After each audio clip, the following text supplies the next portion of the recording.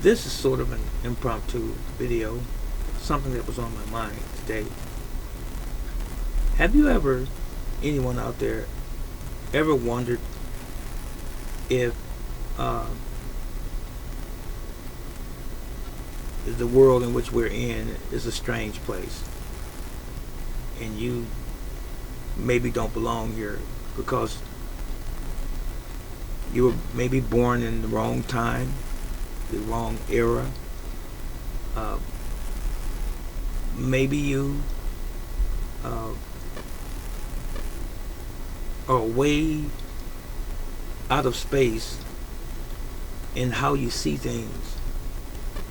And I'm not talking in some sort of lewd way or bizarre or celestial mentality or mindset, like you some sort of angelic being or that. That's what I'm getting at.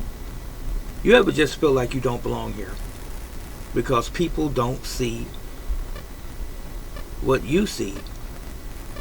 Not because what you see is wrong, but because they don't want to see. Are you way advanced in your understanding? I feel that way. I felt that way for some years. And I feel that way even more now. You know, there's an old expression saying, to him who much is given, much is required. The more that you have in terms of knowledge, the more that is required of you. I find that to be true. It is very painful in an existential way living this life in this body. I'm talking about me. When you talk to people about common everyday situations and issues, and I call them the issues of life, and these people just don't seem to understand. They can't grasp it. We're all experiencing the same and similar things daily as human beings, but some people just don't get what's going on. And not only that, they allow what's going on outside of them to totally take control over them, the man or woman, and even child, if you haven't had the right influences around you, if you're a child. But we follow things. I'm really trying to convey a message to you that's really, really important. It's important to you. It's important to all of us to challenge what we have always believed to be the truth. Anytime that you believe that there's only one way, and that what you've been introduced to in your life or exposed to in your life is the only thing that there is in terms of truth in this world. No one person has all the knowledge as it relates to anything on this planet. We would have to live 200 or 300 years to get most things that we think we know, get it down completely, if we ever even make it to that point. Some of us, most of us, have only scratched the surface as it relates to our knowledge and understanding and or belief in most things that we hold dear to us. Let me sit up here. Are you willing to challenge yourself in what you've been told? Even if it was by your parents, your grandparents, your great-grandparents, historical documents, maybe. Are you willing to challenge whether or not they are true? The efficacy of those things? Are you afraid to find out the truth? Are you afraid to change your ways, your current ways? and adopt new ones, new habits that are better than what you're already doing. Are you willing to do this? It's hard, isn't it? Because most of us are hardwired already and don't want to experience change. Change brings about change. Change brings about a struggle internally against your old belief systems. Let me ask you a question. Why do you celebrate your birthday? Honestly. Now, there are going to be some different answers. I'm not going to put them in your head, what those answers should be. I'll tell you what I do when my birthday comes around, and last month I just turned 61. What I did not do was go and party. Hey, I'm 61, it's another year. I'm going to go and light up the town. Party like it's 1999. No, I didn't do that. Instead, I looked at myself now. This is me. I looked at myself now and where I was last year. And have I improved as a person, as a man, as a human being since last year? Now, I also looked at my personal achievements as it relates to my health, as it relates to my family, as it relates to business, those things that can make me a better man, a human being, better father, better grandfather. That's how I saw my birthday, and I was happy to even be here with a reasonable portion of health and strength. And so, you know what? Next year, on the anniversary of my birthday again, I'm going to reflect back on this year and do the same thing. That's what I'm going to do. So, that's how I see my birthday. I don't see my birthday as getting drunk, wasted, high, and having a hangover the next day, or maybe doing something outlandish because I was too tipsy or too high, couldn't walk, couldn't stumble, throwing up, waking up with a hangover, maybe curse somebody out. I don't drink anyway, so I wouldn't do those things. But that's what a lot of people do. Not beating up on you. I'm just saying. So are you challenging yourself today as it relates to that? What about celebration of Christmas? We all grew up with Christmas, most of us, myself included. But why would I teach my children? This is deep. This is hard for some of you. For a lot of us, why would I teach my children that there is a fictitious character called Santa Claus that's flying around in a sleigh led by reindeer, Rudolph, and the rest of them wearing a red and white outfit, going down chimneys, giving out gifts all over the world? We've been doing that for a long time, haven't we? But is it the truth? Is it a lie? Are you challenging yourself with that? Are you? Do you tell your children the truth and say, really, Christmas should really be about just family? Because it was supposed to have been the day that Jesus Christ was born, right? Is he included in your Christmas? Do you talk about him during Christmas, or is it about the gifts? Can't you give gifts anytime during the year? Why do we have to have December the 25th to be that day, that exclusive day to give gifts? And some people get upset that they don't get what they want. Do you challenge yourself in this regard? And what about your health? How much do you trust your doctor or the hospital system? I've said this before. I'm going to say it again. So if you didn't hear it before, now you're hearing it for the first time from me. And if you have, it's just something to just build upon what you already know. Why is it that you trust another man or woman wearing a white lab coat called a doctor, why do you trust them with your life when it's not necessary to trust them with your life?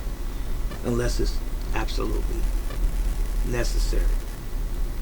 Now, there would be some who will scave over what I just said. They'll skip it and go on to their own narrative that they want to create and try to discredit what I just said, or even discredit me. But there are those people that don't care in the first place. Those are those guys and gals that don't want the truth to be exposed. Those are those people that want to do their own thing, to each his own kind of mindset or mentality. But that's not me. I'm sorry. It's just not.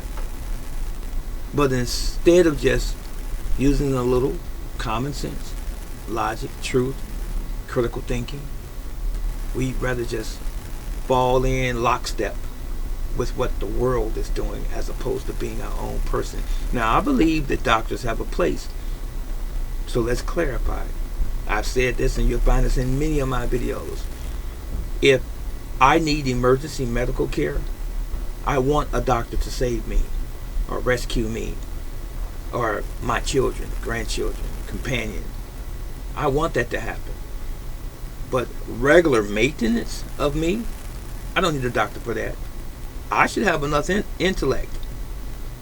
I should be smart enough, wise enough to take care of myself. I mean, you decide what you want to eat all the time. You decide what you like and dislike. Can't you decide how you take care of yourself? I'm about to cross into another area here as well. We trust everyone without question. Do you question what's in the food that you eat in the restaurant? What's in it? Or do you just, by good faith, believe that it's good for you? Do you trust it? Do you trust the ingredients in the foods that you buy in the grocery store that are packaged? All of those words that we can't pronounce, that are the additives in the foods that you love and like. Do you trust those companies? And once those grocery stores, those markets, turn us over to the doctor after we find out that certain things don't agree with us, do you trust the doctor who gives you pills and potions? Someone who you never met in your entire life, for the first time you meet them sometimes in the emergency room, and they'll prescribe something for you and never saw you ever in their lives until then. And what do they always tell you? We're going to give you this medication. We're going to prescribe this for you. And if you have any problems, come back to the emergency room. I mean, if you really knew what you were talking about, as it relates to me, who you've seen for the first time, why doesn't it work right now? Why can't you fix my problem? Why are you only masking it? Why are you just simply covering the symptoms? Do you know about me, the person? I mean, I haven't seen you before today, and I'm only spending with this doctor, or you are only spending with that doctor 5 or 10 minutes at the most. After you've already had your vitals taken, they're going to look you over, take a deep breath, look in your ears, down your throat, in your mouth, touch you here and there with the stethoscope. After they've asked you what seems to be going on, what's going on, what brings you in today. All in that short period of time, they can prescribe some medication for you. Wow. But you may have to come back. What if the medication renders some sort of side effect? Then you have to come back and get another medication to quell that one. How much do you take care of you, yourself, as opposed to having somebody outside of you manage you? Maybe it's the things that you're putting in your body. Why is it that we believe that we can eat anything, human beings? There are some people who say, well, that's your belief. That's an easy one. Now we got a big bag of excuses we use. We stick our hand in. Which one will I use for this particular situation or circumstance? Let me pull this excuse out. Let's read this one. This is the one I choose to use today, as opposed to taking personal responsibility. So again, why do you believe that you can eat anything that you want to and be healthy and just simply be okay? But you never seem to put two and two together when you start having all of these physical problems, these maladies, these allergic reactions, these stomach pains and cramps and gastrointestinal issues and heart problems and circulatory issues.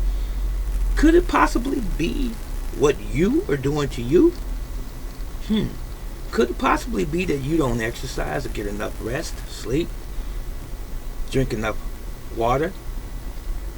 Maybe it's because you're putting things in your body that should not be combined.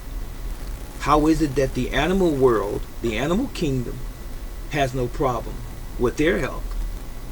A grizzly bear knows what to eat. It doesn't cross its food choices.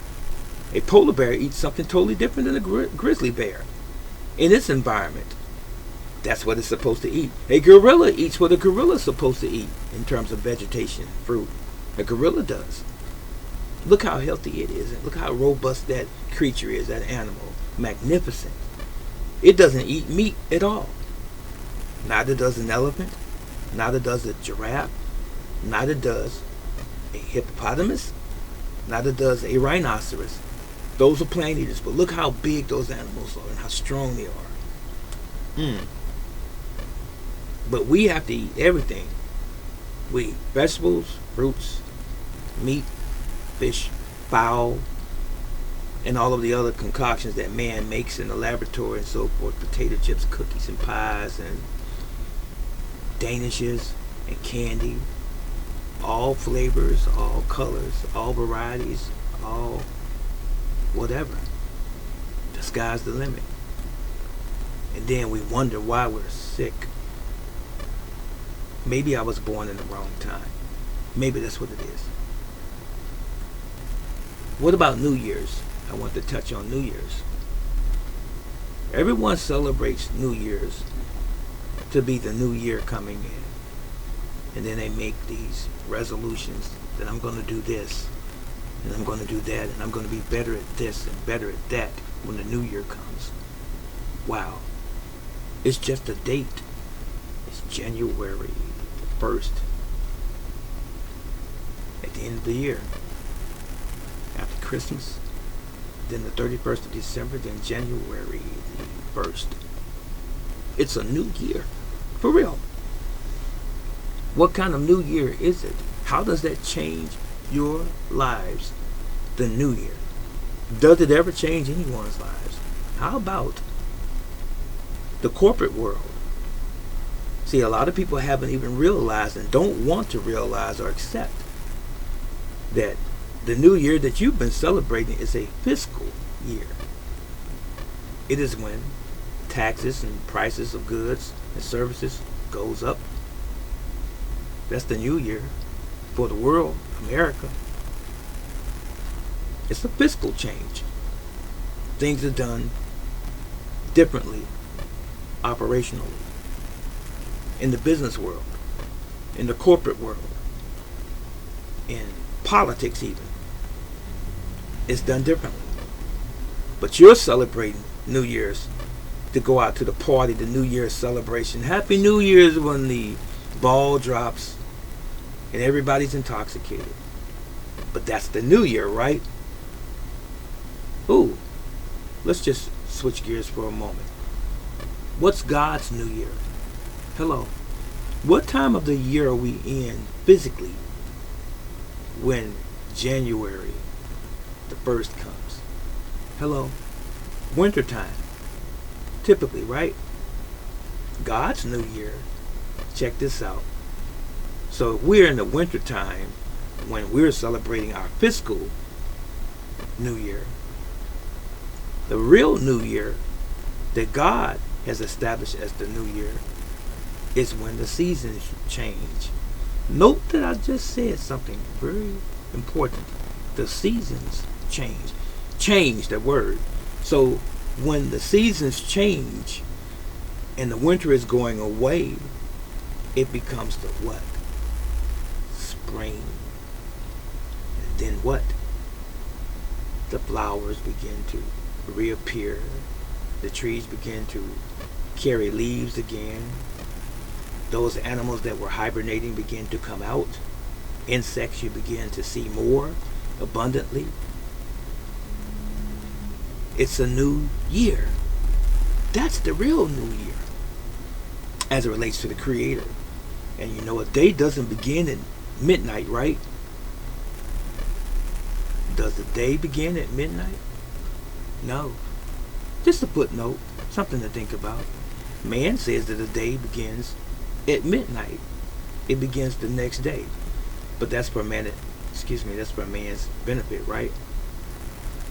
If you are someone who believes in God, if you're someone who perhaps may be a Christian, a day begins, you should know this, right? When the sun goes down is a day beginning. You say, brother teacher, where do you get that from? How about the book of Genesis? If you're a Christian, you should know this, right? If you are Jewish, you should definitely know this. What did Genesis say when God was creating the heavens and the earth? The evening and the morning was the first day.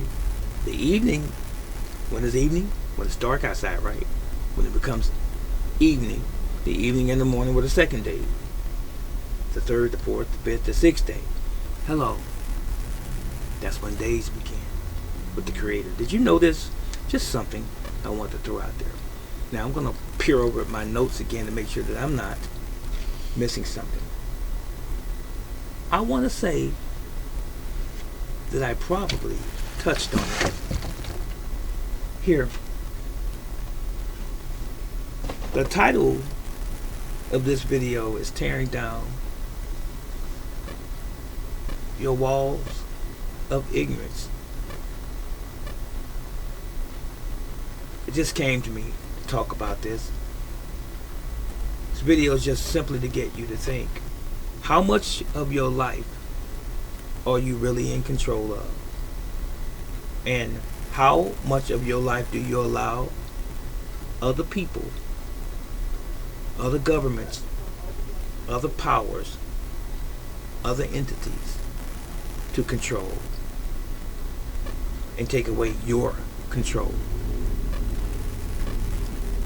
Should I ask that question to you again?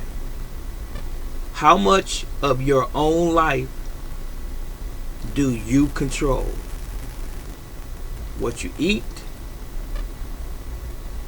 what you drink, your own health, where you go, what you believe religiously, spiritually if you will,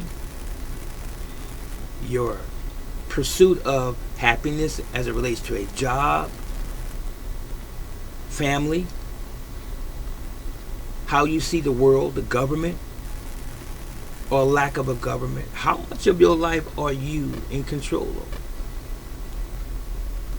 Versus how much you allow these other factions, these other entities to control your life. What I'm saying, real plain and simple, you need to take control over your own lives, because we've allowed other people to program us, other systems to program us and manipulate us and our children, our families. We've just simply accepted it, and we've carried this brainwashing, we've carried this indoctrination all of our lives. Some of us have been aware of it, but we've never done anything about it. Some of us are afraid to do something about it because we're so used to how we've always been, and that change hurts even though it's for the best. So I go back to what I said previously. Am I in the wrong place? Do you ever think like this? Because you stand for something. Because you've been illuminated, because the scales are falling from your own eyes and you see things as they really are, and you see the matrix. And did you decide to take the red or the blue pill? Which of those people are you? You just kind of like going along with the program? Or are you a rebel inside that maybe wants to come out? I don't know if there's anything else I can say. This was again just to get you to think. What are you eating and drinking and putting in your vessel? And what excuses are you using when some doctor tells you that you have some disease or cancer? Did it just happen out of nowhere? Or did you participate in your own destruction? In your own demise even? Something to think about. Now, if you found this video interesting, if you found this video beneficial, please say so. I think it's a gold nugget. It really is. Because we are only going to be here one time, ladies and gentlemen. Don't you want to don't you want to be here as long as you possibly can and have the most meaningful life and the most longest life and the best quality of life as you possibly can? Stay healthy, stay safe.